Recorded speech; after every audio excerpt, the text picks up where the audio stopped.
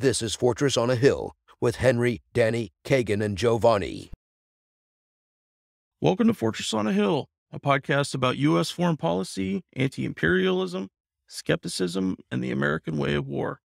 I'm Henry. Thank you, everyone, for joining us today. With me is Jovanni. Jovanni, how you doing, man? I'm doing well. I'm doing well. Thank you for asking. We got a great guest coming up, and I'm excited. Yeah, me too. So we are here today to talk with Monisha Rios about her panel at the 7th Symposium on Peace and the Abolition of Foreign Military Bases. I think I got the title right there. Monisha, how are you today? I'm great. I'm excited to be here and really excited to talk about this stuff with y'all. Thanks for having me. Absolutely. So Monisha is a Puerto Rican / Viequense psychologist, social worker, and anti-imperialist veteran of the U.S. Army. For approximately 10 years, has been investigating the American Psychological Association's 104-year role in the weaponization and militarization of psychology in service to imperialism.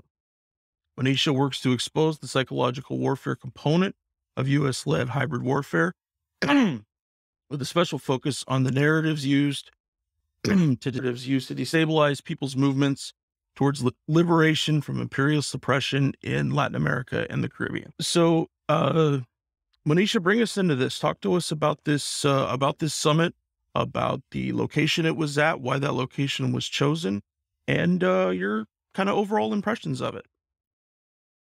Yeah, thank you. So this was my third time attending this particular conference or seminar, and it's always hosted in Cuba, in Guantanamo, where the illegal base, known as Gitmo in the States, continues to illegally occupy the community and the sovereign nation of Cuba without the consent of the people. And this is hosted, in the past, it's been hosted by a group called Wolfpass. This time it was hosted by the Cuban Institute for Friendship with the Peoples alongside the World Peace Council. And people from all over the world attend to share information and updates on what is happening in their respective locations with regard to military bases. And it's predominantly U.S. military bases, but other nations that are also occupied by other imperial states, they also discuss. For example, people from Okinawa come to talk about how the Japanese military and the U.S. military are working together to occupy their lands. And they're one of the most militarized places on the planet, with the highest number of U.S. military bases per square mile than any other place in the world. So yeah, it's the nature of the seminar is to bring people together to help build and strengthen our solidarity with one another, encourage one another, and help inform one another on what's happening, where our struggles are, and how we're moving forward. And what the presentation that you gave as part of the summit, what tell us about that? So people who may not be familiar with Puerto Rico, it's not a single island. It consists of multiple islands, one of those being Vieques. And Culebra is the other one, which is right above Vieques. In 1901, not long after the U.S. invaded and took the islands of Puerto Rico from Spain, they began to militarize Culebra. Later on, in the 1940, 1941 timeframe, they started to militarize Vieques, which consisted of expropriating land, removing population, and creating basically a giant bombing range. They took 2/3 of the island of Vieques. One end was for storage of ordnance. There are still bunkers there to this day. The other side was the bombing range, which became sort of the hub for all NATO practice. So the first was Operation Portrix in the 50s, and this was the largest, for the time, the largest all but real war exercise ever to have been done. So they have used Vieques for practice for all of U.S. military operations everywhere, including Iraq, including Vietnam. And that means that every type of warfare that had been developed since 1941 and on had been used in Vieques, again, without the consent of the people. Culebra successfully, the people resisted there and successfully ousted the Navy in 1975, which then added a higher concentration of this to Vieques in the years following that. And this is where my family is from in Puerto Rico. And so my father, my sister, a lot of my relatives lived with the bombings constantly, lived with the multiple types of violence that came from the U.S. military personnel during their off time in the community, which included sexual violence. We still to this day live with contamination. So depleted uranium, Agent Orange, napalm. There's a long, long list of things. 62 years in total, until the People's Resistance stopped that in 2003. 2001, I believe, was when the agreement was made to end, and then 2003 was when everything ended. So I went to talk about the ongoing struggle for justice for Vieques as well as Culebra. Vieques currently has no hospital, which means that all of the cancer rates and all of the other illnesses associated with the contamination due to the military use, people are dying constantly. Children are dying constantly. We're born with birth defects, all these rare types of cancers, and we have to rely on a very flawed and intentionally flawed ferry system to get to and from the bigger islands of Puerto Rico to access healthcare, because there has never been adequate healthcare on either of these two smaller islands. And then after the hurricanes, there has not been an effort to provide adequate healthcare, to rebuild the hospital, to help increase the quality of life and access to basically what is a human right for these people. And some of that comes from, for my people, I mean, and some of that comes from the punishment for having kicked out the Navy. So in the speech I gave, it was basically to update folks on how we're doing and to remind people that the struggle has not ended. We still deal with open detonation of unexploded ordnance. We're still polluted. We're still sick. And we're still living with the results of this. And we still need solidarity. We still need support. We still need people amplifying the struggle and helping us to not only hold the Puerto Rican government and U.S. government accountable and demand a proper response from them to value our lives, but also all the other countries in NATO that made up NATO during the years that we were a rent-a-range.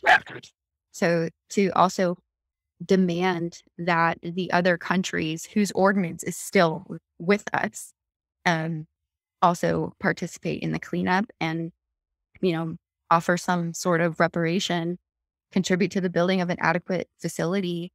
There have been various legal attempts to get the U.S. to it's called the Vieques Restoration and something else Act, to provide compensation to the people who are continually harmed by this contamination and made sick. So that's why I went, in addition to, giving my solidarity to others who are in similar struggle. I've been studying the U.S. early occupation in Fallujah recently, and reading about the contamination that they have there, and that one other contaminant that was very high in the reports I saw for Vieques was lead, which is a really horrible problem there. And I thought to myself, in terms of, Fallujah was essentially, as a battle, used as a bombing range almost, or an artillery range, for how much fell onto it, and they're still trying to determine what's what. But in terms of overall quantity of the contaminants, that it was like, I think 5-to-1 or 6-to-1 that the average Viequense citizen has compared to what's supposed to be normal. Just absolutely unbelievable. And it should have a system set up very, I don't know about how good it works, but that like at Camp Lejeune, that the contamination that has happened there, that families can actually apply for compensation and medical care and all those things. And this exact same thing needs to happen with Vieques too. Giovanni, jump in here, man. Yeah, I'm here listening and thinking about the contracts between Guantanamo and Vieques. And it's interesting that Guantanamo was chose for this seminar for peace. Guantanamo being the first permanent overseas US base, overseas US base being Guantanamo, which was came as a result of the war with Spain in 1898, where both Puerto Rico and Cuba came under U.S. occupation, being Puerto Rico and Cuba, the last remaining Spanish colonies in the Americas. And the contrast, because I've been to Guantanamo when I was a teen. When I was a teenager, I did a layover Guantanamo. We were flying from Norfolk, Virginia, into the Dominican Republic, and then we did my dad was in the military. We went on a space safe flight, a space available flight. So we laid over in Guantanamo, and we're there for about an hour or two, not even an hour, less than an hour, because we didn't really get off the plane either. We just stayed inside the plane. They changed cargo, and then we flew again. Like, so I was a teen, but I'm hearing the contracts between Guantanamo and Vieques, because if you go to Guantanamo, I've never been there as an adult, as a soldier, but I know people that have been stationed there. And it's like a little America there. They have McDonald's, they have everything. They have the bowling alley, they have nightclubs. They have all kinds of stuff. And I was there. I was in Cuba in 2015. I remember some of the delegation I went with, peace delegation I went with. Some of the people there were surprised to learn that Guantanamo is actually a part of Cuba. In their mind, they thought Guantanamo was an island. Was an island outside of Cuba. And most people associated with being a penal colony because of, ever since the so-called war on terror, that's what you have. They've been placing people there without, any type of charges, without any type of, just having people in prison there for years on in limbo. There's no, with no, like I said, no charges of any crimes, no nothing, right? They've just been there. So people associate Guantanamo with being a penal colony. But I remember before that, in 2000, was 94, 95, I'm dating myself here. Guantanamo was used as a place to put people migrating out of Haiti and Cuba. Around that time, there was a lot of migration coming out in rafts, trying to get to Florida and whatnot. So they were the Coast Guard was picking up Haitian migrants and were rerouting them into this house in Guantanamo. They were there for a long time, and I was stationed with people that were there. A couple of facts about Guantanamo is that it became a permanent U.S. base in 1903, and for several reasons. Because one, it was a fueling a coal place. That's what it started out. A coal fueling place for U.S. steamships. Naval steamships, same way as Vieques, because Vieques, people think about Vieques, but it was Vieques, and it's also a part. Vieques is an island, but it's also a part of coast of Puerto Rico, where the actual main base was at, and it was in Ceiba. That's where the actual headquarters and the main base was in Ceiba. So it was a big gunnery range and everything. But between Vieques, Ceiba, Culebra, and Guantanamo, the U.S. patrolled the Caribbean, from rivals from Europe, mainly Germany, etc. Right. And also during the same time, 1902, that's when the construction for Panama Canal started. So it was a way also to defend the Panama Canal from those European rivals. It was a way to project, and Guantanamo was a way to project power in the Caribbean. But what a lot of people don't understand is, right, they have a permanent lease association with Cuba, meaning that they went into this lease with the colonial government that was installed after the Spanish-American War in Cuba. But after and it was all groovy. But after the revolution in 1959, the Cuban government, wanted the U.S. government to leave, wanted the autonomy or the sovereignty back from the U.S. and wanted the Americans to leave. And because of the permanent lease treaty or agreement they had with the previous governments, the United States haven't left. So the U.S. pay the Cuban government about $4,000 a month. What's interesting about this is that ever since 1959, the Cuban government has not cashed any single check of those $4,000 that they get paid for leasing the territory, the land there. And the reason why is because they don't want to legitimize the U.S. presence there by cashing those checks. But are you able to show a picture of what Guantanamo looks like, Henry? Yeah, give me just a second. I got right. So Monisha, I wanted you to ask you about that, and before we were talking, before we started the show, I was telling her that my first duty station was in Indianapolis for Benjamin Harrison. We had a Cuban doctor there, and he was counter-revolutionary, of course, and he left Cuba, shortly after or before the revolution. But he used to tell me stories about Guantanamo because as a young doctor, he used to work there. He used to work in Guantanamo area, and he used to work in the brothels. He used to work in the brothels where soldiers would frequent. And he used to tell me that he was proud of it too. He used to tell me that if a particular brothel, soldiers started coming out sick, from STD,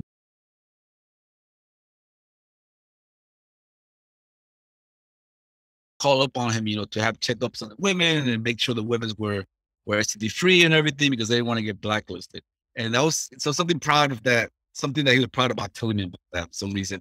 But I just wanted to get from you being that you were in these two places in Guantanamo around the surrounding area. Of course, you wasn't in a base, I don't think, but also seeing how the contrast with Vieques and Ceiba and Fajardo and how that is, compare the two.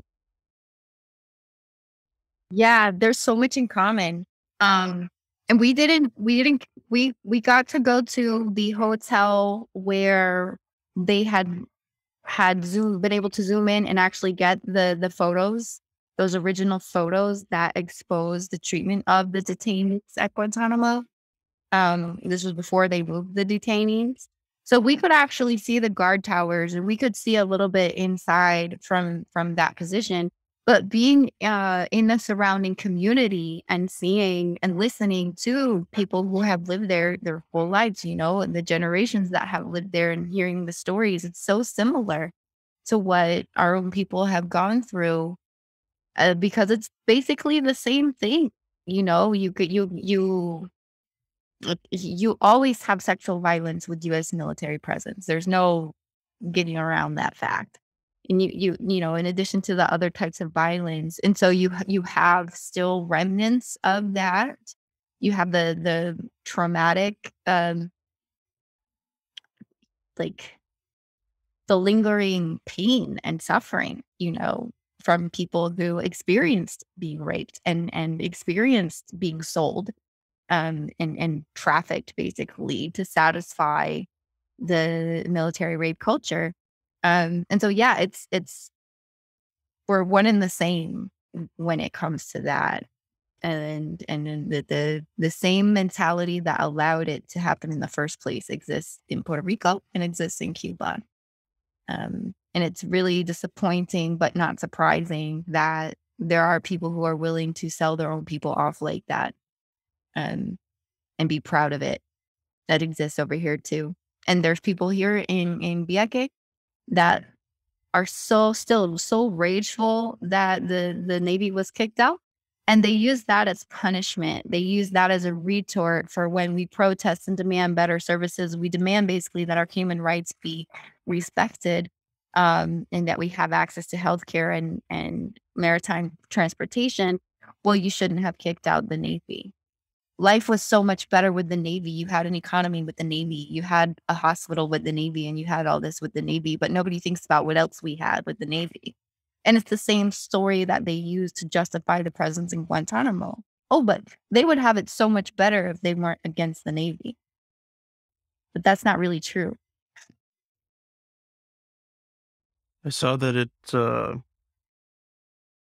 that of a population of 8,000, 8,500, right in there for Vieques, that there's only 30 people that have been hired to work on the cleanup efforts through the EPA and DOD.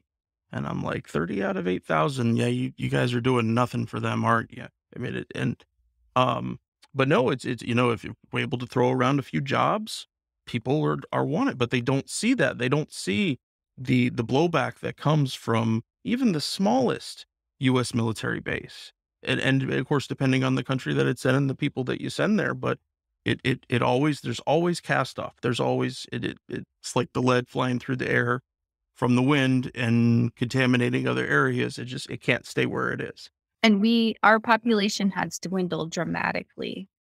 It's escalated after the hurricanes, but slowly, over time, because of the intentional neglect and lack of investment in infrastructure and in human services, it's gone way, way, way, way, way down. We used to have a lot more people there, but people leave. Uh, and it's also, I think, important for people listening to think about, if they have any doubt over any type of economic benefit that may come from the U.S. military presence and jobs and all of that stuff. What kind of jobs? What kind of jobs? My father worked on the base. He was a shoe shine boy. He was a bartender. He worked in the kitchen,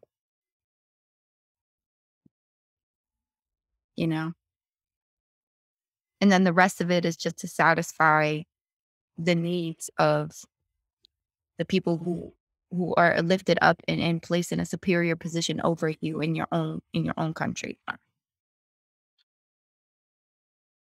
Yeah, Yeah, like that status. You see that a lot. Like that status within the military. You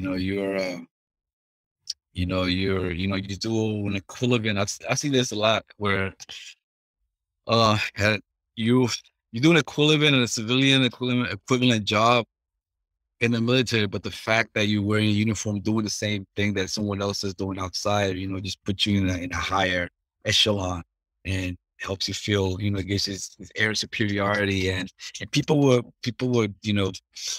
put you on pedestal because of the fact you're using you're using the uniform, whereas the same job that you're doing that someone is doing in civilian, right? They don't get the same the same treatment. They don't get the same appreciation, the same, they're not putting the same pedestal.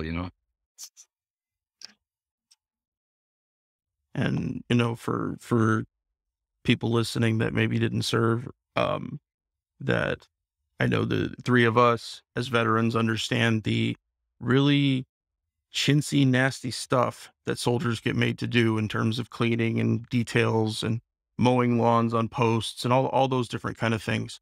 But like you said, is it for some reason that if we got that uniform on, we got that little thing on our collar. Hey, I work for Uncle Sam. It doesn't matter that I just mow lawns, or it doesn't matter that I'm just a cook because I've got this other thing. But that, and those mindsets get set into everybody, including people in the places where we end up making bases, like Monisha, what you were just talking about. So I'm looking through my notes here, seeing if there's any other stuff we want to talk about. Yeah, I wanted to ask you, Monisha, going back to that seminar, what other delegation was represented there, and and if those other delegations that were there, did they also have the same message? Do they also came from places that also had military bases in their countries? Yeah. So there obviously, because of COVID, the numbers were lower of in-person attendance this time. There were people from Palestine, Philippines, Venezuela, Nicaragua, and I'm trying to think off the top of my head. I can look it up too real quick. Um, and for people who couldn't send a representative from their nation or group, There were people like, for example, one of the representatives from Code Pink, and also Veterans for Peace and Right, um, she spoke about the occupation in the Pacific beyond what the representative from the Philippines. There was a person from Greece. There was a person from obviously there were folks there from Cuba who discussed the details of the impact of the illegal base there. Um, and I think what I'm sorry, I just want to make sure that I'm fully answering your question. Did you also ask me what I got out of? No, and yeah, what you got out of it? I was wondering, what was their message? Their message, and what areas? What was it? Was their experience?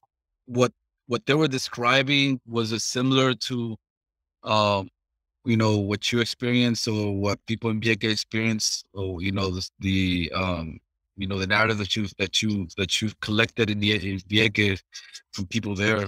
Was their narrative similar? Was there similarity? Was there symmetry with theirs? And this is very important, because this is how you develop, by having these seminars, by having, Cuba's been good at, having these people's seminars, these people's summits and whatnot, where you get unheard people that mostly are not heard of, that you don't see on CNN or MSNBC, or you see those, voices, and come together, and these settings, and people share stories, share um people share, experiences with each other. And that's how you build this connectivity, this global kinship, amongst people, um, that the elite media or legacy media, casting a shadow or make it as relevant.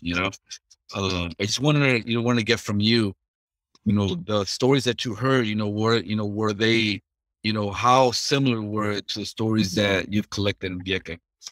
Yeah. And I just want to correct myself too. I went back and looked at the list of countries represented in person, and Nicaragua wasn't there, but we did try to make sure that the, Nicaraguan people were not forgotten. Um, so Hawaii was also discussed, Colombia, Argentina, Brazil, Barbados, Mexico, Italy, the Philippines, Spain, and Greece. And so I think where a lot of focus was this time, particularly given the current state we're in with the climate crisis, is the pollution. So that was a common thread throughout a lot of the presentations, was, especially with Hawaii, was about that, about, with the escalation of climate change at the rate that it's going, alongside the escalation of imperial aggression, uh, we're only advancing the climate crisis. And so I think that's where a lot of the emphasis was. And this is very, very felt here in Vieques as well, and Culebra and the rest of Puerto Rico and the rest of the Caribbean, because of, you know, with the increase in storms, with the increase in extreme weather, um, all of these all of this weaponry, all of the way that they try to supposedly contain the things that they use to take life in such a brutal manner, the bio warfare, the chemical warfare, and so on, all of that is at risk of being, you know, uh, by weather. And so that's a huge concern for people, is not only is the imperial aggression, which we're used to, the ongoing problem, but now the increased risks of harm to innocent people, who do not have a say in whether or not the U.S. or any other, similarly minded nation state it imposes its will on them and imposes its weaponry on them in such a way as to endanger their lives forever for generations to come. So that, I think, was the biggest um, emotion, worry for people this time around, was that. because it creates an entirely new set of problems that we have to figure out how to survive while also trying to fight against imperial violence.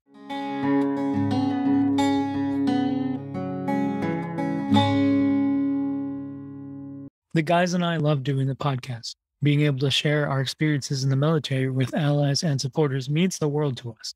But we can't do all the work. We need you to share an episode of ours with somebody, anyone, who you think might be affected by it. Young people looking to join the military or parents advocating for one, conscientious citizens who care about the violence the U.S. wages in their name, advocates for women and people of color who understand the harsh environment the military creates for minorities and inflicts on minorities across the globe. Yeah, please share those with them. We get asked often what people can do to help support the podcast. One very powerful way is to help us grow and reach more people is to leave us a review. You can do that on iTunes, which is the best place to leave a review. iTunes does reach the most people these days. The next best place is Facebook. Go to our Fortress on a Hill Facebook page and look for the reviews tab. And finally, there's Patreon, where we're blessed to have an array of wonderful supporters helping us for some of the podcast's expenses. Those who contribute $10 or more a month will be mentioned here as an honorary producer, helping keep you, our listeners, stocked with new episodes. But you don't have to contribute $10 a month to help us. For as little as $1 a month, you can help us keep going, paying for hosting and storage fees, transcribing old and new episodes, promoting and expanding the podcast, and more I'm sure I can't think of at the moment. So let's bring out these honorary producers, and they are Fahim Shirazi, James O'Barr, Adam Bellows, Eric Phillips, Paul Appel, Julie Dupree, Thomas Benson, Janet Hansen, Tristan Oliver, Daniel Fleming, Michael Caron, Zach H., Ren Jacob, Howard Reynolds. Why I Am Anti-War Podcast, Korgoth, Rick Coffee, and the Status Quo Podcast. You are all the engine that helps us power the podcast. Thank you so much. However, if Patreon isn't your style, you can contribute directly to us through PayPal at paypal.me/fortressonahill. Or please check out our store on Spreadshirt for some great Fortress merch. There's t-shirts, mugs, phone cases, and a whole lot more. And now let's get back to the podcast. We're on Twitter at Fortress on a Hill and also Facebook.com at Fortress on a Hill. You can find our main blog page and our full collection of episodes at www.fortressonahill.com. iTunes, Stitcher, Google Podcasts, Patreon, Spotify, you name it. Anywhere you listen, we're waiting for you. And hey, we're always in the market for more Patreon supporters. Please consider becoming a member at patreon.com. If you're not into doing a monthly payment, think about giving us a couple bucks on PayPal. The link is in the show notes. Skepticism is one's best armor. Never forget it. We'll see you next time.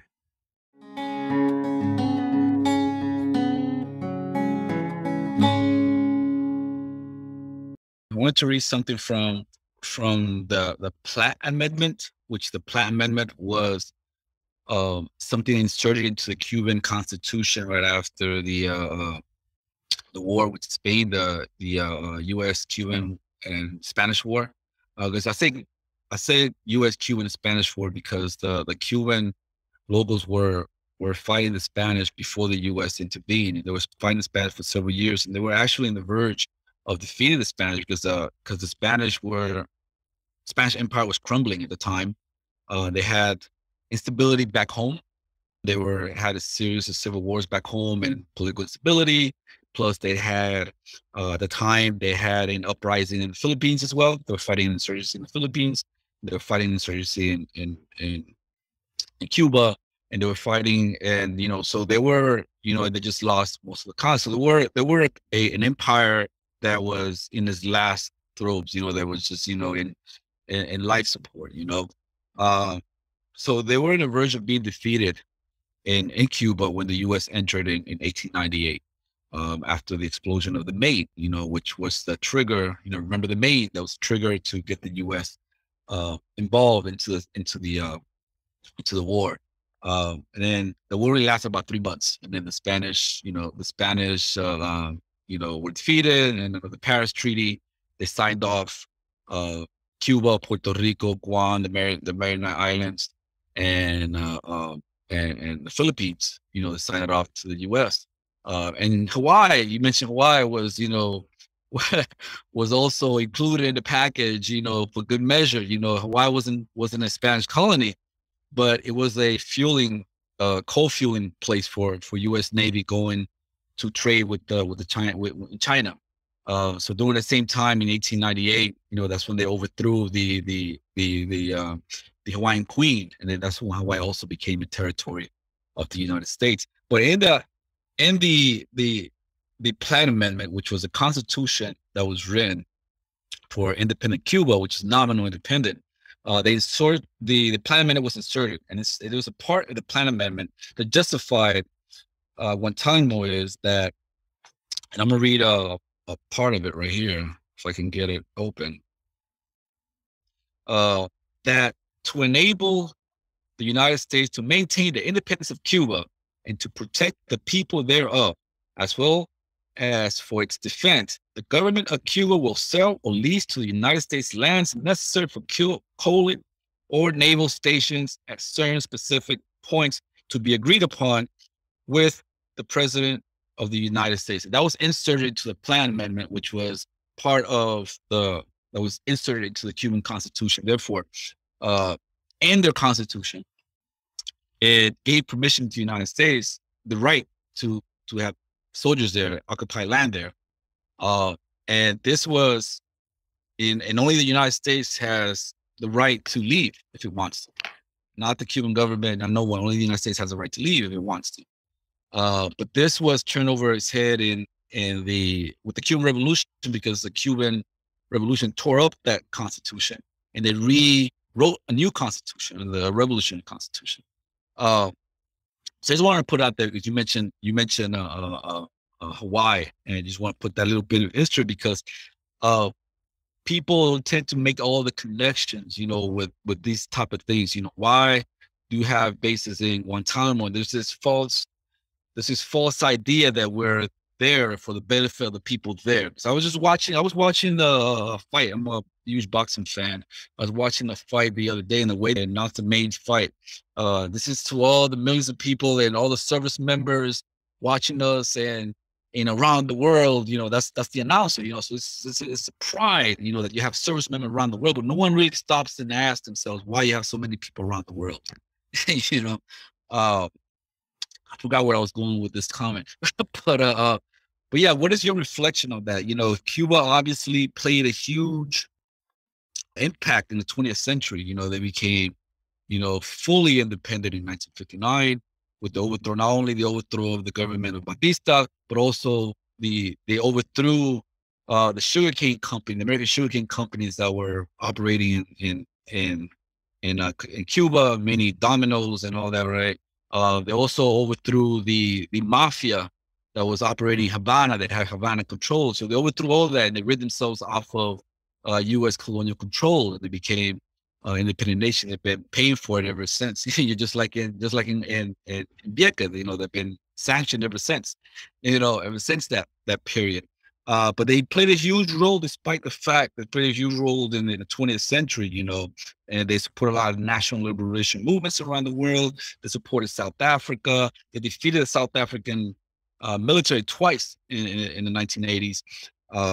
They supported the newly independent country of Angola from Portuguese colonialism, and then they supported Grenada, when they became free from the UK.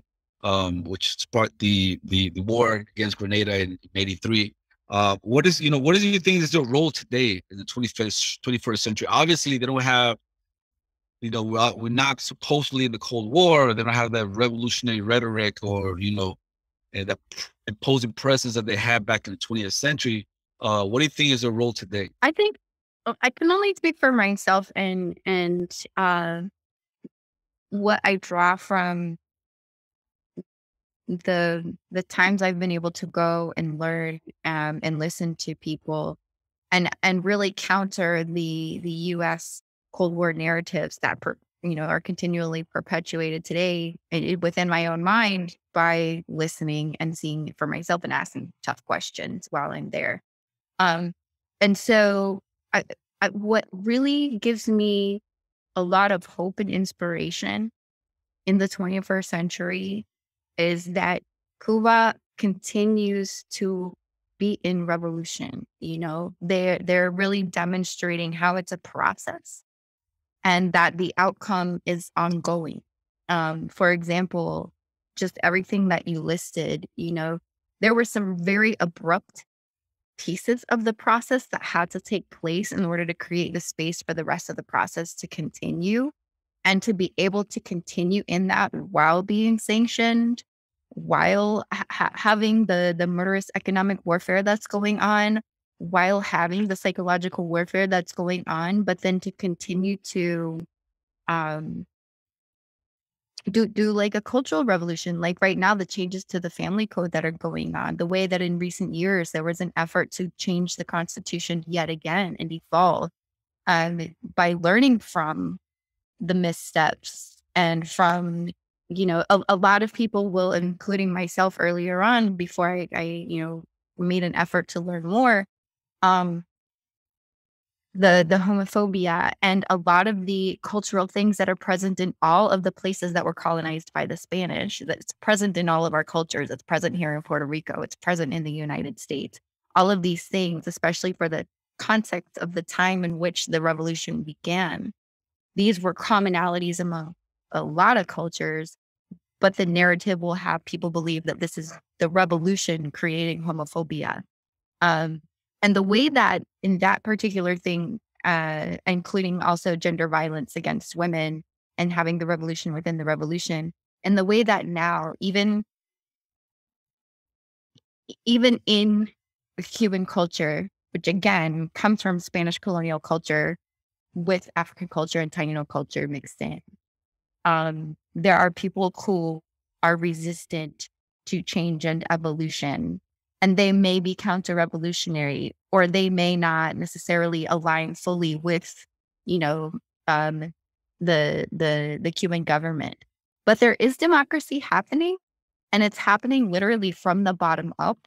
And so that these changes are happening slowly, but they're happening.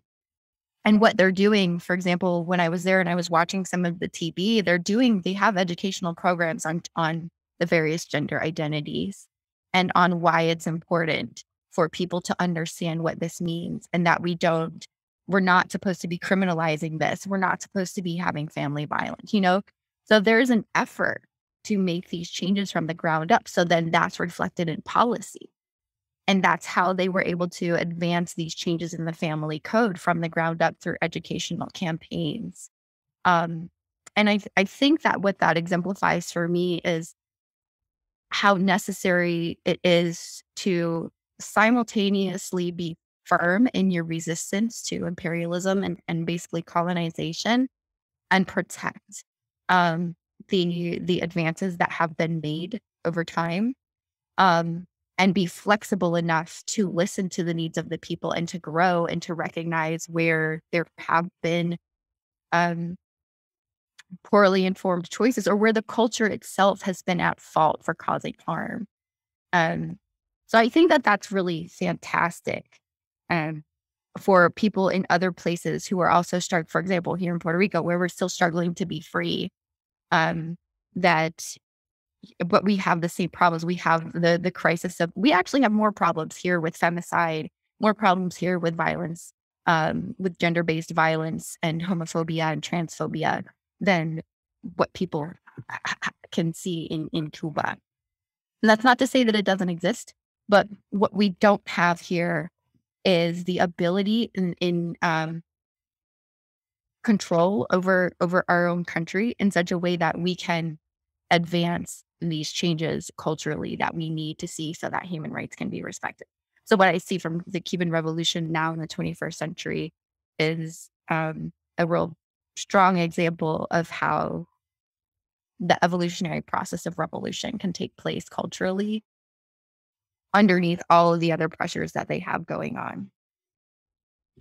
I hope that answered your question.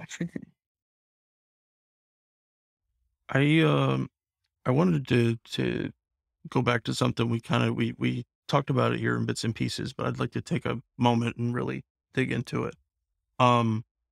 That let's, I guess, for lack of a better way to say it, the psychological contamination that comes from living in proximity to a military base, a bombing range, an Air Force range, noise pollution, light pollution. The place that really sticks in my mind right now is Okinawa, with where the air base is situated, and how that flies over schools and all kinds of other things. You seem like someone who would be really apt to dissect that, to talk about that more. Please talk us through your impressions of the psychological effects of living near military bases, and also what you talked about earlier about sexual trauma, sexual assault as well. Yeah. So basically, a lot of what we go through as veterans with PTS uh, is what the communities go through. Um, and so, for example, my dad would tell me stories of how, it would feel being woken up by the sound of the bombings, and that sometimes like the stray bullets would come into the houses and things like that. And a lot of the elders in the community, and you don't have to go back that far really, because it just stopped in 2003. Sure, To, sure. to hear, the way that people experience that. But then what lingers now is exactly the same symptoms that a lot of us have, you know. And there's still like gun violence and stuff from drug trafficking that occurs here. Um, there's massacres, there's people dying constantly, which is also a product of US interventionism. But it's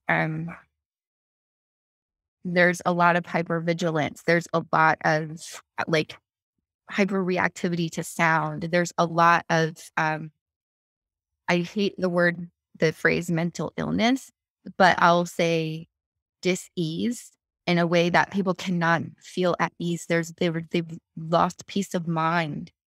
So there's hypertension, because the physical and the mental and the emotional, they're all connected and related.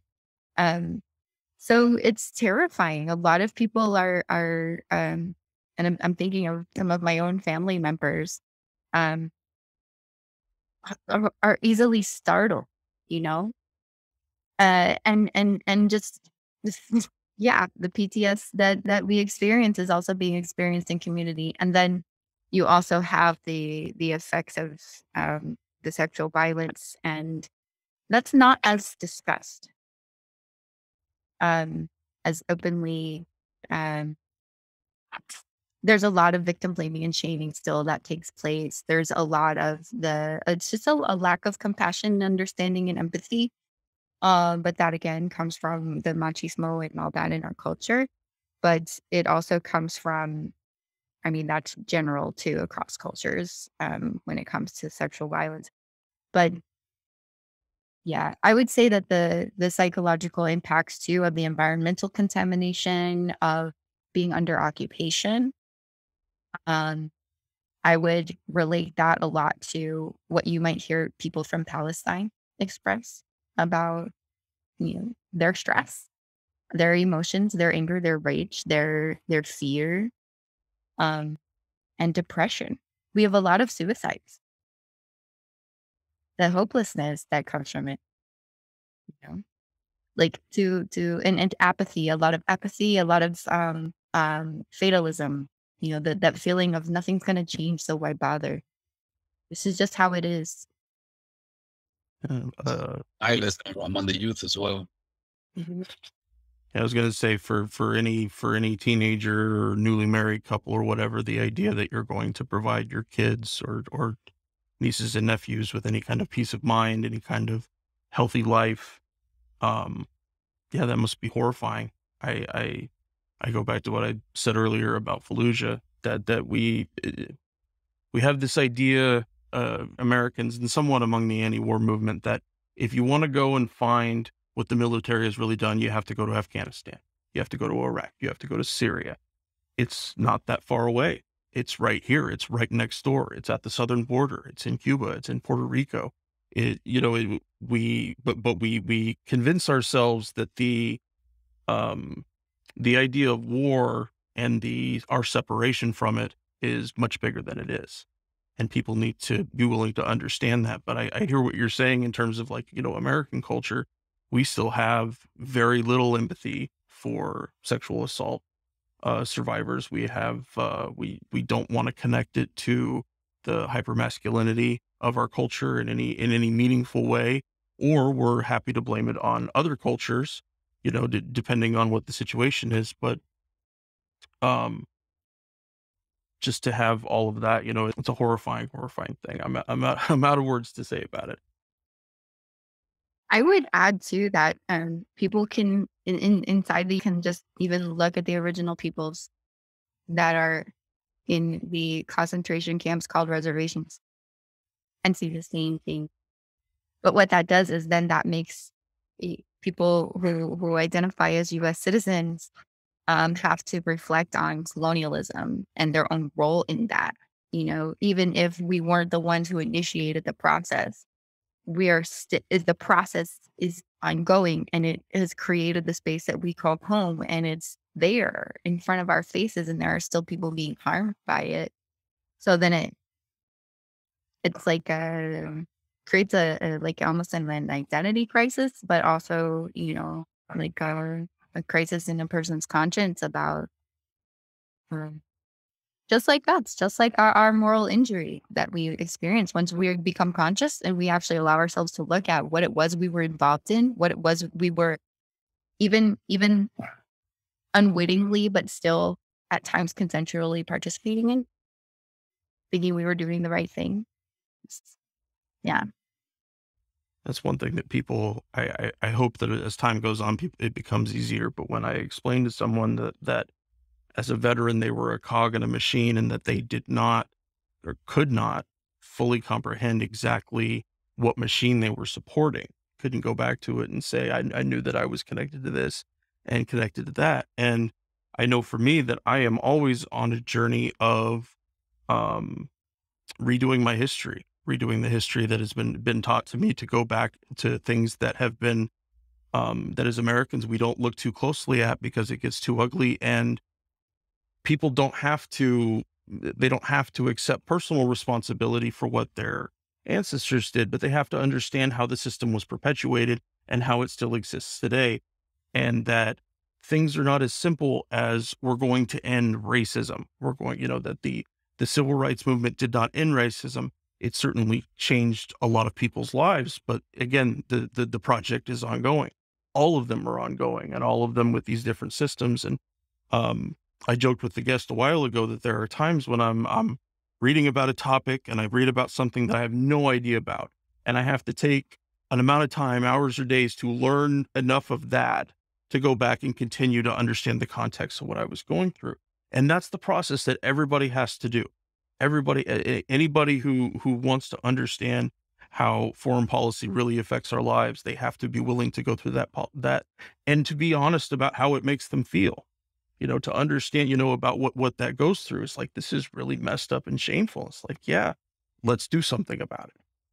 That don't let shame or upset be the last thing that you do. Don't let watching that one documentary or whatever it is be the last step you take in trying to de-imperialize yourself, if we want to call it that. Well, Jovanni, you want to jump in, man? Yeah, I mean, it's very, good, good points both of you guys made. How do we decolonialize our mind? How do we de-imperialize ourselves? And it's funny because, in the military, Puerto Ricans have a high representation in the military. Amongst the highest, representation per capita. I mean, there's the population of Puerto Ricans about, I think, about 3.5 million people. But per capita has, one of the highest. I think Guamanians and Native Americans, right, or Native people, surpass Puerto Ricans in representation in the military, right? And you gotta ask yourself why, right? You got these three cultures, there's three people, right? Native American, Guamanian, people from Guam, Guamanians, and Puerto Ricans. Why they have such a high presence in the United States military. What's being offered, what's out there, what's the lingering, what's the story behind it. It's not just that, uh these people, they're just, were created from nothing to join the military. There's something behind it, and I challenge people to look, what's behind it, what's happening in those communities that's driving people to join the military, in such high numbers. It's funny because I train a lot of soldiers. I've trained soldiers, and I make comparisons between, the Puerto Rican soldiers that I've come across, as a trainer, as a military trainer, when I train soldiers and whatnot. I compare with the Puerto Ricans that grew up here in the United States, and the Puerto Ricans that came from Puerto Rico. A lot of the Puerto Ricans most of the Puerto Ricans that grew up in the United States, born and raised in the United States, right? Most of them are completed high school, they joined the military right after high school, etc., or whatnot. But a lot of these Puerto Ricans that come from Puerto Rico, right? Many of them, they have degrees, they have degrees, they have 4-year colleges, degrees and whatnot, and you ask yourself why you have a degree and everything, why you joined the military. So you got to ask yourself why, Puerto Rico's been a position, a colony in the United States for 100, I think 20 years now. What's the, what has that shown, what in the ground, how is that shown in the ground? You've been a part of the United States, independent United States for 120 years, right? What have you given to offer other than the military? So those type of questions that I often ask myself. Any last thoughts on that, Monisha? If not, tell us where we can find your work and what are you doing next and whatnot. Yeah. No, you really pinpointed something. I think that people who are listening, I invite them to think more deeply about, what is it about being colonized that drives, that create, what are the conditions of colonialism that make it easy to recruit us? And then how do those conditions of us as colonized people relate to the conditions of the poor people in the United States that also make them easy to recruit? From all of the different racialized hierarchies and gender hierarchies and all of that stuff. But yeah, even as colonized people, which basically we all are, we've got to, I feel like, work harder to undo that training that we've been given. And wrestle with the emotions of that go with that, as we become more conscious, poco a poco, little by little, when the consciousness comes, and then we have the emotions that go with it. And I really like, Henry, what you said, that, we can't let shame be the last thing. We can't let, just watching a documentary be the thing. We have got to do tangible work to undo these systems and abolish the very things that are creating these conditions. And I feel like a lot of people do get stuck at the shame part. And of course, that's also, I feel, in part by design, because when you look at the poor quality, truly, of mental health services that are available to people, there's not a whole lot of room for us to move beyond shame in a healthy way, not in an individualistic, self-centered, well, I'm going to let myself off the hook so I don't have to feel bad way, but in a way that actually equips us to create real, actual change to these systems and abolish these systems that created the problem to begin with. But anyway, I'm going to get off that tangent because I'll just go on and on. What I'm working on now, being here in the homeland in Puerto Rico, I actually had to leave Vieques for my own health reasons to help me recover from COVID, to go and access healthcare and support my recovery. But then also I kind of got deployed over here to set up a medical solidarity support area for people who are coming from Vieques and Culebra to access healthcare. So I used my veterans benefits to get a house in Ceiba, which is right near the ferry port. Um, it's so that, as well as a minivan, so that I can pick people up from the port and they can come stay here for free. For as long as they need to access appointments. If they have to come here to care for loved ones, or, have to have a surgery and need some recovery time before getting back on the boat. You name it, if they get abandoned by the ferry. So the project is slowly being built now. The need has been so great that I've already needed to receive people. One person was sleeping in their car while their parent was in critical condition. Like, I'll do food deliveries for people. It's whatever the need is. I've been doing it all through my disability check each month. Got a fundraiser going because there needs to be some renovations to make it, wheelchair accessible.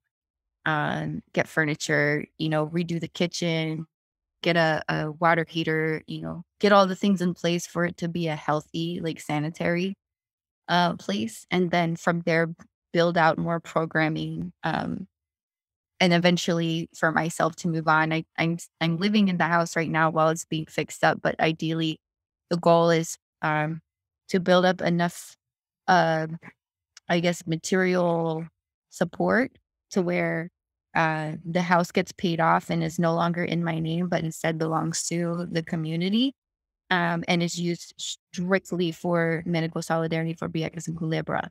And then I'll move the other aspects of the project to a different location, including myself. So that's what I'm doing. That sounds incredible. I'm uplifted to hear this what you're working on, and it's and that is the things that we have to do, that we can't collectivize all our problems and only put the solution only on the individuals. That if these are the things that people have to carry, we have to help them unburden themselves through the community in the same way. So I applaud you. That's just amazing. So thank you so much for taking the time to come and talk with us. Monisha Rios. Monisha, I was going to say that, can you share can you share your fundraiser? Your fundraising also, are you already on any social media we can follow your work, what you do? Yeah, thanks. So I just right now I have a bit.ly link for the fundraiser. I'm using DonorBox for it. But the project is called Centro Solidario. In English, that's Solidarity Center. But so it's bit.ly/CEN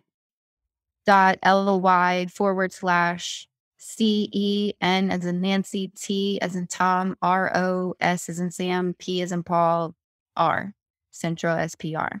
So that's where folks can see the current fundraiser. And I do have some social media stuff, but to be honest with you, I don't have the capacity to run it all well.